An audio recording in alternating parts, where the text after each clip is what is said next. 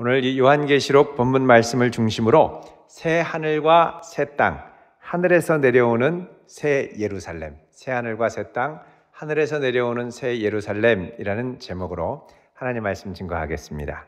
지금으로부터 약 41년 전인 1980년 11월 27일 대전에 새롭게 신축이 되어서 개점했던 이 구 동양백화점, 이게 대전 시민들에게는 그 당시에 놀랍고도 충격적인 신세계였습니다. 그것은 그 이전의 백화점이라고 하면 고작 5층짜리 건물이 전부였는데 그 지역에 최초로 10층이 넘는 초고층, 초대형 백화점이 들어선 것입니다. 동양백화점이 대전 시민들에게 특별히 가장 큰 놀라움과 충격을 주었던 것이 있습니다. 그것은 그곳에 대전 최초로 설치되었던 에스컬레이터라고 하는 것이었습니다. 늘 고정된 계단을 오르내리던 사람들의 눈에 갑자기 이 계단이 자동으로 튀어나와서 쭉 태우고 올라간다. 이거는 충격 자체죠. 그 당시에 대전 시내 각지에서, 심지어는 저 논산, 부여 에스컬레이터를 타보기 위해서 많은 사람들이 백화점에 몰려들어서 이 에스컬레이터에 줄을 섰습니다. 너무 신기하고 놀라웠던 것이었죠. 그로부터 41년이 지난 대전에 또다시 놀라운 신세계가 열린다고 합니다. 그것은 엑스포 부지 옆에 새로 오픈하는 신세계 백화점. 무려 6,300억 원을 들여서 연면적 9만 평에 이르는 초대형 규모의 백화점이 들어선다고 하기 때문입니다. 옆에 높이 짓는 호텔, 그 건물은 높이만 192m. 보통 드론을 날리면 고도 제한 걸리는 게 190m입니다. 192m. 43층 높이의 최고층 호텔이 들어섭니다. 이 최고층에는 전망대가 들어설 예정이라고 합니다. 주목할 것은 새로운 신세계가 들어선다고 하니 주변에 있던 다른 백화점 세계들이 전부 초긴장 상태라는 것입니다. 롯데 세계, 갤러리아 세계, 세이 세계 다 나름대로의 자기 세계로 대전 시민들을 사로잡고 있었는데 신세계가 오니 아주 긴장하면서 어떻게 해야 되나 리뉴얼을 또 진행하고 있다고 하죠. 여러분, 얼마 전에 한 백화점에서 겉의 모습을 싹 바꾸지 않았습니까? 이게 신세계가 온다고 그러니까 긴장해서 그렇게 리뉴얼 하는데 150억 원이 들었다고 합니다. 그냥 볼 게 아닙니다. 잘 감상하면서 돌아다니시기를 바랍니다. 이게 신세계가 너무 강력하니까 다른 세계들은 전부 움츠러든 것이죠. 예. 여러분, 이게 신세계가 온다고 해서 이전 세계는 다 갔다 그리고 잊어버리고 신세계만 갈 것이 아니라 신세계가 와도 이전 세계도 자주 다니시길 바랍니다. 균형을 이루어야지 큰일 납니다. 이거 너무 쏠리면. 자, 오늘 우리에게 주신 이 요한계시록 21장 1절에서 4절의 말씀은 말 그대로 신세계로 들어가는 말씀입니다. 그러나 이 세상의 것과는 감히 비교할 수 없는 이 온 인류가 지금까지 한 번도 경험해 보지 못했던 놀라운 신세계로 들어가죠. 그 신세계를 가리켜 오늘 본문 말씀의 표현에 따르면 새 하늘과 새 땅이라고 합니다. 이 새 하늘과 새 땅은 오늘날 우리가 이 시대에 경험하는 신세계와는 전혀 다른 차원의 세계입니다. 왜 그렇습니까? 무엇보다 먼저 이 세계는 이전의 옛 하늘과 옛 땅과 경쟁하는 라이벌 관계의 세계가 아니기 때문에 그렇습니다. 옛 하늘과 옛 땅, 이 땅은 처음 창조될 때는 하나님 보시기에 참 좋은 세상이었습니다. 그러나 아담과 하와의 불순종과 타락으로 죄가 세상에 들어오게 됐고 사망이 왕노릇하면서 하늘과 땅에 있는 모든 피조물들은 이 인류의 죄로 인하여 함께 신음하고 있었습니다. 여러분, 로마서 8장 22절을 잠깐 보도록 하겠습니다. 자, 같이 읽어보겠습니다. 8장 22절 시작. 피조물이 다 이제까지 함께 탄식하며 함께 고통을 겪고 있는 것을 우리가 아느니라. 아멘. 자, 죄가 세상에 들어온 이후로 모든 피조물이 탄식하면서 함께 고통을 겪고 있다는 것입니다. 이 피조세계는 인간의 탐욕과 죄로 인해서 망가지게 됐고 지구는 점차 이전의 생기와 활력을 잃어가고 있습니다. 심지어는 자정 능력을 상실할 정도까지 왔죠. 요즘 많이 회자되는 말 중에 하나가 탄소 중립 이런 말입니다. 여러분, 탄소를 가능한 배출하지 않겠다는 건데 왜 그러냐? 탄소를 지금 같은 속도로 계속 배출하다 보면 지구의 온도가 점점점 올라가게 되고 빙하가 녹게 되고 이 상태로는 지구가 예전 같은 생태계를 더 이상 유지할 수 없어서 지구가 망가지고 건강하게 살아갈 수 있는 환경이 치명적으로 손상되기 때문에 그렇습니다. 여러분, 이런 상태에서 지구가 점점 망가지고 쓰레기처럼 변해지고 자원은 다 고갈되고 자, 그런 상태에서 우리가 생각할 수 있는 대안은 무엇입니까? 그것은 지구를 떠나거라. 지구를 떠나서 화성에 가서 이주하든지 아니면 지구와 달 사이에 사람이 살 수 있는 큰 우주정거장 같은 걸 만들어서 거기에 사람들을 이주시키는 것입니다. 그래서 지구의 대안을 찾는 행성을 왜 자꾸 탐사하느냐? 지구가 이대로 가다가는 수명이 그렇게 길지 않을 것 같기 때문에 그렇습니다.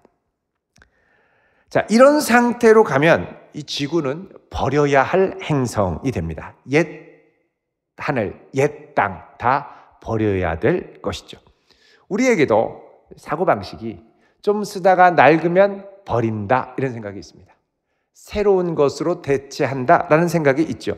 그러나 하나님은 이 세상의 피조물을 처음 창조하시면서 그 피조물을 다른 것으로 대체하지 않으십니다.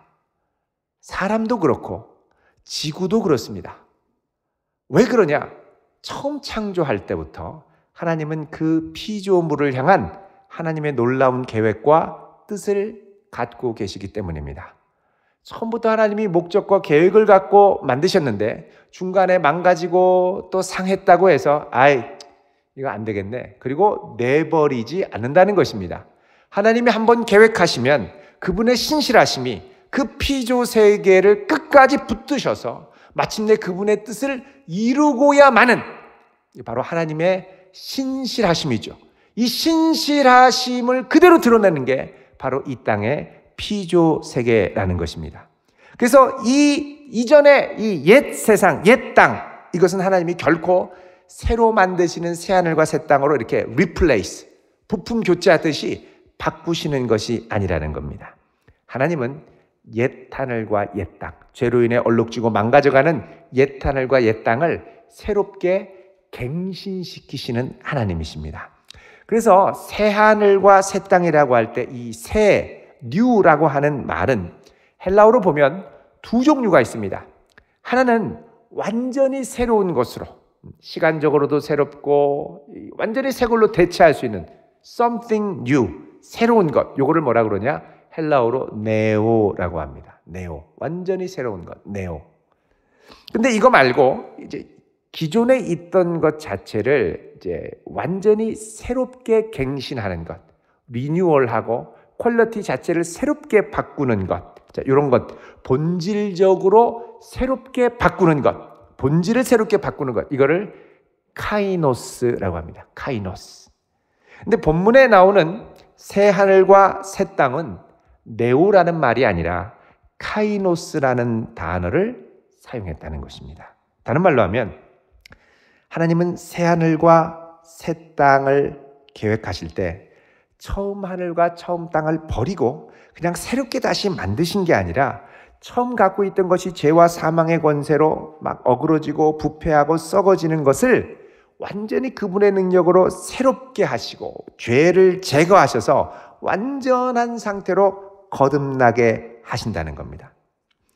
그래서 이거는 경쟁하는 것이 아닙니다. 옛 하늘과 옛 땅과 새 하늘과 새 땅이 경쟁하는 관계가 아니라 옛 하늘과 옛 땅 자체를 완전히 새로운 것으로 갱신시키는 것이죠. 그래서 죄로 가득했던 지구가 하나님의 영광으로 가득한 지구로 갱신된 것입니다. 쉽게 말하면 지구가 그냥 몹쓸 지구, 죄와 탐욕으로 인해 다 망가진 지구로 내버리는 것이 아니라 하나님의 능력으로 새롭게 갱신하는 지구가 되는 것입니다. 여러분, 이런 면에서 이런 갱신하는 하나님의 은혜는 사실 우리의 구원에 있어서도 그대로 적용이 됩니다. 하나님이 이 땅에 사람을 창조하시고 온 인류가 죄로 하나같이 물들어서 타락한 걸 보시고 아유, 사람 갖고는 안 되겠다. 다른 종류의 피조물을 만들자. 사람 싹 바꾸신 게 아닙니다. 사람이 이게 남자 여자로 했더니 너무 음란하구나. 남자 여자 아니라 그냥 하나의 성만 만들자. 다시 창조하신 게 아니라는 것이죠. 하나님은 죄로 물들어 있는 인류조차도 그 죄를 용서하시기 위하여 그 아들 예수 그리스도를 보내시고 예수 그리스도의 십자가로 그 죄를 용서하신 후에 영혼을 새롭게 하신 후에 성령을 보내셔서 마음을 새롭게 함으로 변화를 받아 하나님의 뜻을 쫓아 살 뿐만 아니라 그렇게 살다가 주님이 다시 오실 때 우리 안에 계신 성령으로 말미암아 우리의 죽을 몸을 다시 살리시는 역사를 일으키신다는 겁니다. 그래서 전인적으로 타락했던 우리 인류가 전인적으로 회복하는 갱신하는 역사를 일으키시는 하나님의 구원 역사라는 것이죠. 이런 놀라운 역사를 우리가 보고 사실 배우고 닮아가야 할 필요가 있습니다. 가족 중에 꼴 보기 싫은 가족 바꿔. 확 다른 사람으로 바꿔. 안 된다는 거예요. 갱신하는 겁니다. 갱신. 여러분, 사람이 바뀌도록 기도해야 되고 가족이 바뀌도록 기도해야 되고 기도에 눈물이 필요한 이유가 바로 여기에 있습니다. 눈물로 끝까지 기도하며 하나님의 새롭게 하시는 역사를 구하는 성도 될 수 있기를 주의 이름으로 축원드립니다. 당신이 바뀌든 내가 바뀌든 둘 중에 하나가 바뀌도록 기도해야지. 당신이 나가든 내가 나가든 둘 중에 하나가 나가야 된다. 이건 아니라는 겁니다. 절대. 갱신하는 은혜의 역사가 우리 모두에게 있기를 축원드립니다. 여러분, 예수님께서 부활하실 때도 그랬습니다. 예수님이 부활하실 때 처음에 엠마오로 가는 제자들에게 나타나셨을 때 제자들이 예수님을 딱 보고 몰라봤습니다. 완전히 다른 사람인 줄 알았습니다. 근데 끝까지 따라가서 저녁에 식사를 하시려고 예수님이 떡을 떼실 때 성령께서 눈을 밝게 하셔서 눈이 띄어지니까 그분이 바로 십자가에 죽으신 예수님이라는 걸 보게 됐죠. 깜짝 놀랍니다. 그 이후로 제자들이 또 예수님을 만나 보았더니 예수님이 손을 보여주시는데 못자국 난 손, 못자국 난 발, 창자국 난 옆구리를 보여주시죠. 그러니까 이 옆에 있는 못자국과 창자국을 보고 이들이 이 예수님이 예전에 우리를 위해 죽으신 예수님이구나라는 걸 알았습니다. 예수님도 십자가에 죽으신 예수님과 부활하신 예수님이 완전히 다른 새로 바뀐 예수님이 아니라 이전에 우리의 고난을 짊어지신 죄의 흔적을 짊어지신 그 예수님의 모습을 그대로 갖고 부활하셨다는 것이죠. 그래서 부활의 예수님의 모습은 이전 세계의 모습과의 연속성과 또 부활의 영광을 갖고 있는 새로운 모습, 단절성이 함께 존재합니다. 우리의 구원도 이전과는 다른 모습, 그러나 이전의 것들을 갖고 가는 거죠. 새하늘과 새 땅도 이전의 새하늘과 새 땅의 모습을 기초로 해서 바뀌지만 이전의 것과 연속성이 있지만 그러나 완전히 새롭게 되는 새로운 모습이 함께 공존한다는 것입니다. 여러분, 특별히 새하늘과 새 땅에서 이전의 모습과 전혀 다른 새로운 모습이 있는데 그건 뭐냐? 바로 바다가 더 이상 존재하지 않는다는 겁니다. 여러분, 1절 말씀 오늘 같이 읽어보겠습니다. 시작. 또 내가 새 하늘과 새 땅을 보니 처음 하늘과 처음 땅이 없어졌고 바다도 다시 있지 않더라. 아멘. 자, 요한계시록에서 그리고 창세기에서 바다는 악이 활동하는 혼돈과 공허의 무대입니다. 여기에 짐승, 바다 짐승이 출몰하고 또 여기는 사망의 권세가 활동하는 것과도 아주 밀접한 관련이 있습니다. 20장 13절 보면 바다가 그 가운데 죽은 자들을 내준다고 그러죠. 그러니까 바다는 사망의 권세가 활동하는 곳, 바로 바다라는 것입니다. 자, 하나님께서 이 땅을 처음 창조하기 전에 이 상태, 지구의 상태가 어땠느냐? 창세기 1장 2절에 따르면 온 세상이 물로 뒤덮여 있었습니다. 이 물 덮인 지구에서 하나님께서 혼돈과 공허와 흑암과 기쁨이 가득한 이 세상에 말씀으로 빛을 창조하시고 그 다음에 궁창에 공간을 내시죠. 그리고 이 공간 위를 하늘, 아래를 바다. 그리고 이 공간 아래에 이 바다에서 무추를 드러나게 하셔서 땅이 올라오게 하시고 여기서 나무와 식물을 세우시고 여기서부터 생명체가 활동하도록 하셨습니다. 그래서 하나님의 창조는 물을 질서 지우고 억제하며 이 땅에 새로운 창조를 일으키신 것이죠. 물의 세력을 다스리신 겁니다. 그런데 아담과 하와 이후로 인류가 타락하자 몇 세대가 지나지 않아 온 세상이 죄로 타락했죠. 하나님께서 노아 때 홍수를 보내서 이 세상을 심판하십니다. 심판으로 어떻게 되느냐? 물을 질서 지었던 모든 질서가 하나님의 말씀의 능력을 철회하니까 다시 온 세상에 물로 뒤덮이는 역사로 끝이 납니다. 다시 물로 덮여서 온 세상에 물로 덮이고 혼돈과 공허와 흑암과 기품의 세력이 이 가운데 가득 차게 됐었죠. 그리고 나서 하나님은 다시 이 역창조했던 것에서 새로운 창조 질서를 만드신 후에 아담에게 약속을 하십니다. 내가 다시는 이제부터 사람들의 범죄로 말미암아 물로 세상을 심판하지 않겠다. 그래서 이 세상을 물로 심판하지 않겠다고 하시고 무지개로 약속의 징표를 주셨죠. 그리고 이 땅에 이제 하나님께서 물로 심판하지 않고 이 땅을 살아가는 동안은 물이 세상을 멸망시키지 않도록 은혜로 보호해 주셨습니다.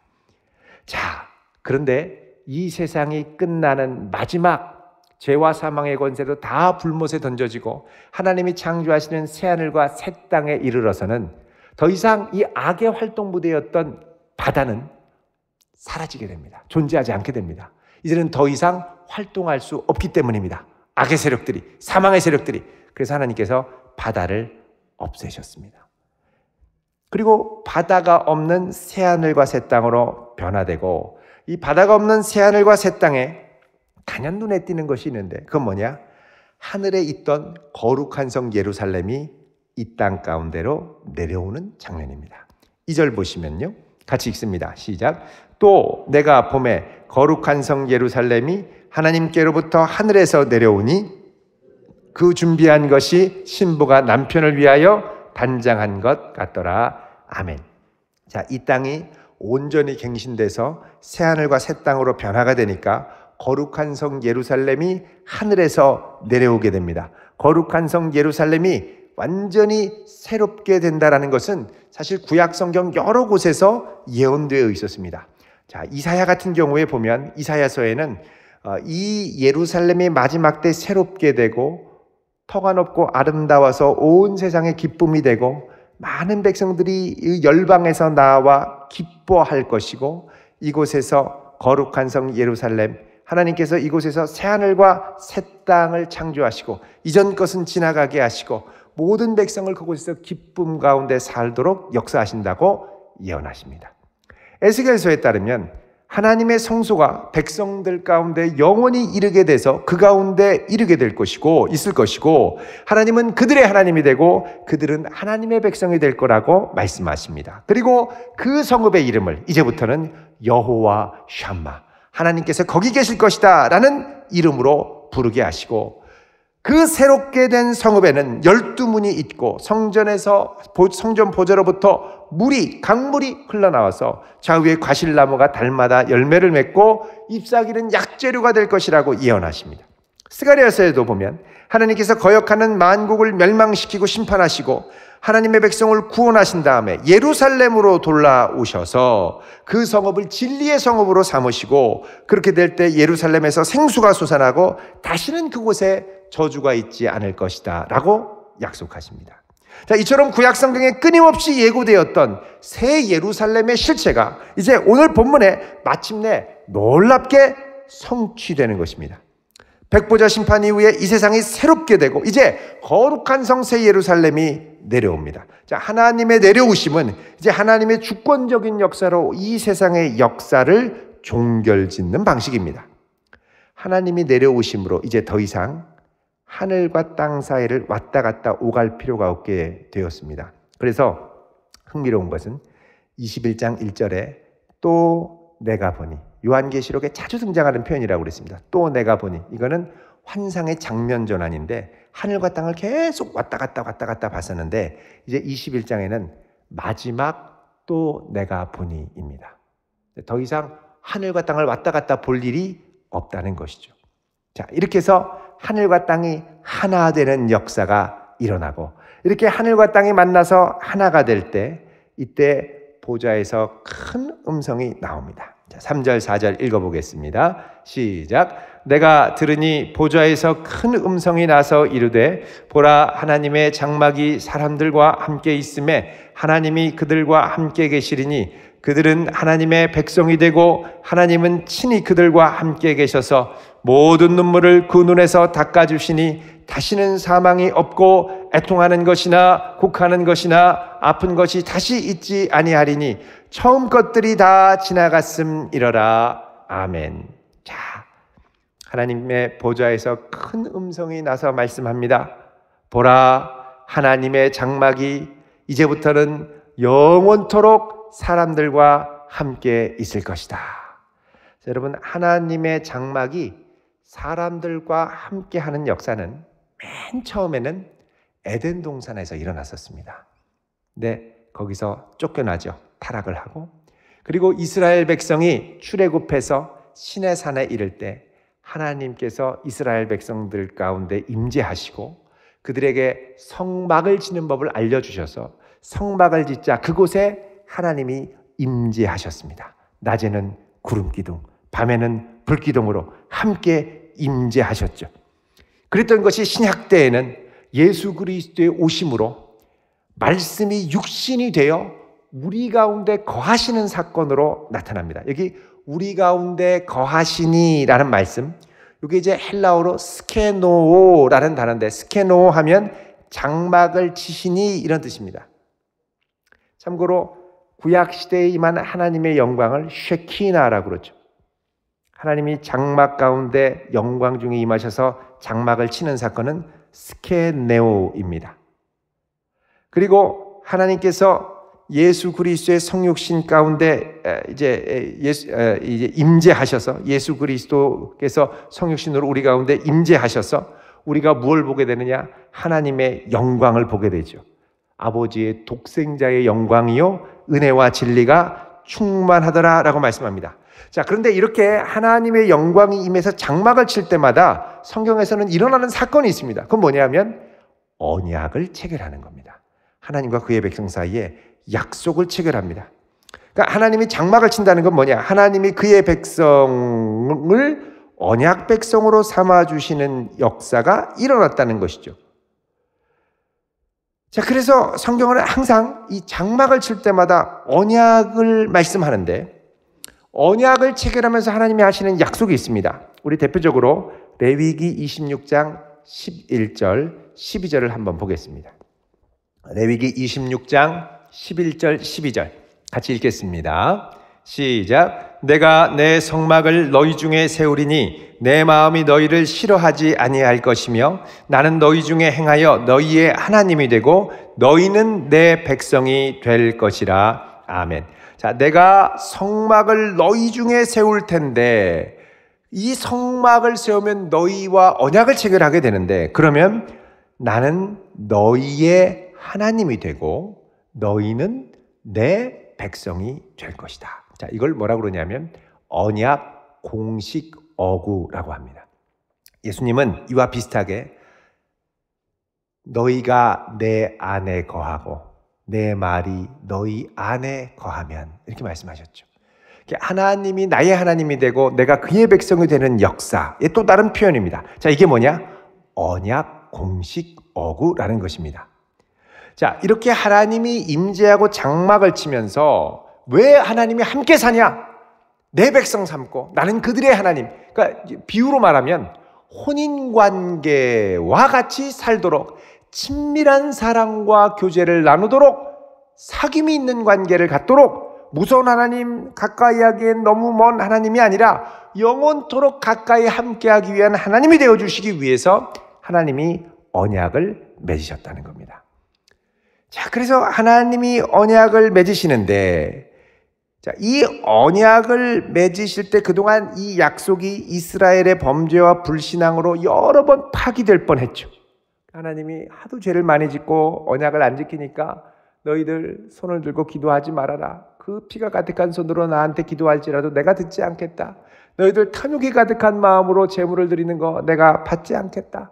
하나님이 거부하는 지경까지 오죠. 그럼에도 불구하고 하나님이 언약을 저버리지 않으시고 예수 그리스도를 보내셔서 마음을 새롭게 하시고 성령을 부어주시고 그의 피로 새 언약을 맺으셔서 갱신하셔서 그분의 신실하심을 드러내셨습니다. 그러니까 하나님이 계속해서 노아 언약, 아브라함 언약, 모세 언약, 다윗 언약, 새 언약 계속 갱신하시는데 이전 언약을 무효화한 언약이 아니라 그 언약을 더 잘 지켜나갈 수 있도록 갱신해 오신 겁니다. 이 언약이 마침내 예수 그리스도를 통해서 이루어지게 되고, 그리고 오늘 본문에는 마침내 그 약속이 최종적으로 완성되게 되죠. 그 최종적인 완성이 뭐냐? 거룩한 성 예루살렘이 하늘에서 이 땅에 내려와서 그의 백성들과 영원토록 친히 함께 계셔서 하나님은 그들의 하나님이 되시고 그들은 하나님의 백성이 되는 역사가 일어난다는 것입니다. 그 오랫동안 구약, 신약 그러면 언약을 말하는 것이죠. 처음부터 에덴 동산부터 시작했던 그 언약이 마침내 최종적으로 성취돼서 21장까지 이른다는 겁니다. 그 언약이 성취될 때 하나님은 우리의 하나님, 우리들은 그의 백성, 친밀한 백성이 되고, 이때 어떤 일이 일어나느냐? 4절 같이 읽습니다. 시작. 모든 눈물을 그 눈에서 닦아주시니 다시는 사망이 없고 애통하는 것이나 곡하는 것이나 아픈 것이 다시 있지 아니하리니 처음 것들이 다 지나갔음이러라. 아멘. 모든 눈물을 하나님이 그 눈에서 닦아주신다고 합니다. 자, 하나님이 이제 영원토록 임재하시면서 그동안 그의 백성들이 이 땅을 살아가면서 믿음을 지키고 중심을 지키고 하나님의 뜻대로 살기 위해 몸부림치고 애통하며 눈물 쏟았던 모든 걸 다 기억하시고 그 눈에서 모든 눈물을 닦아주신다고 약속합니다.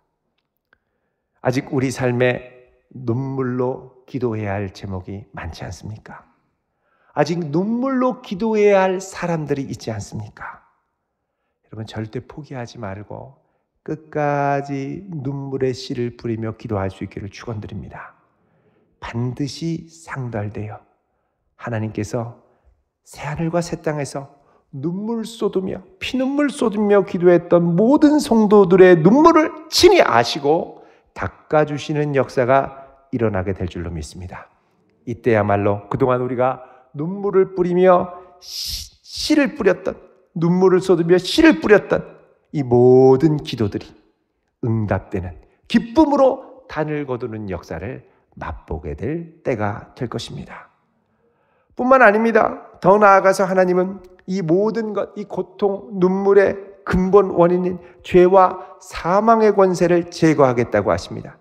다시는 사망이 없다고 그러죠.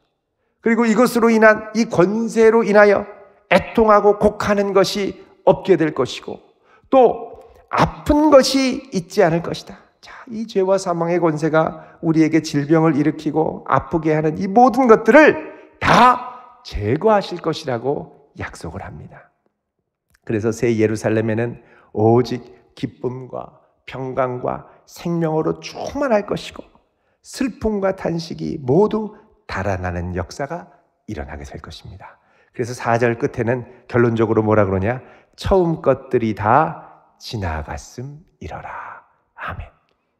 옛 땅과 옛 하늘에 우리가 눈물을 뿌리며 애통하며 아파했던 것들이 새하늘과 새 땅에서는 다 사라지고 또 그때 뿌렸던 눈물들 하나님이 기억하시고 다 닦아주시고 응답해 주시는 역사가 일어나게 될 줄로 믿습니다.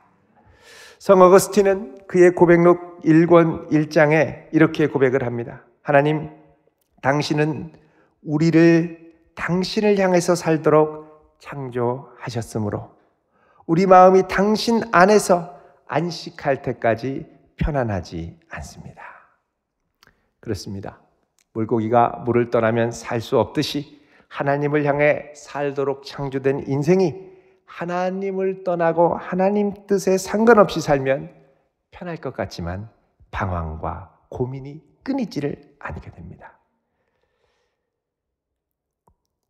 이제 오늘 마지막 이 새하늘과 새 땅의 그림을 보면 이 땅에 하나님을 향한 계획이 마침내 모두 성취되는 것을 보게 되죠.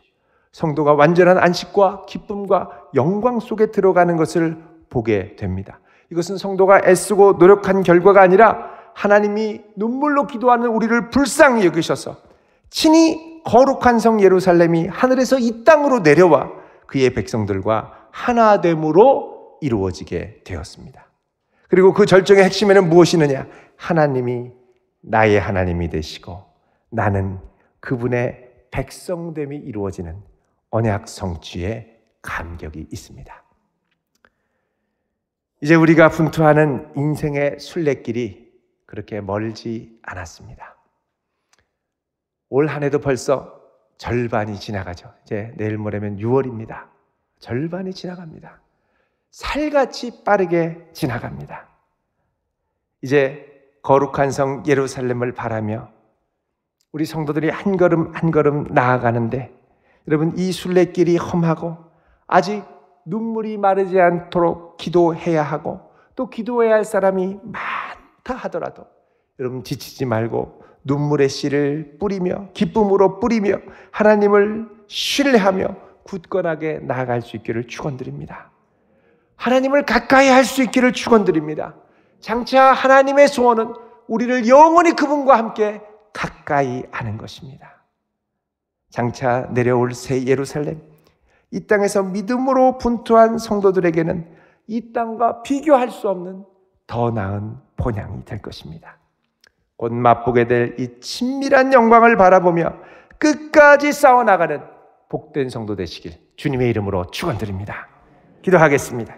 거룩하신 아버지 하나님, 우리가 이 땅에 잠시 살면서 주께서 우리에게 맡기신 사명을 감당하고 눈물로 뿌려야 할 기도의 제목들을 하나도 놓지 않고 끝까지 믿음으로 분투하며 주의 뜻을 이루어드리며 기도하는 복된 백성 삼아 주시옵소서. 예수님의 이름으로 기도드리옵나이다. 아멘.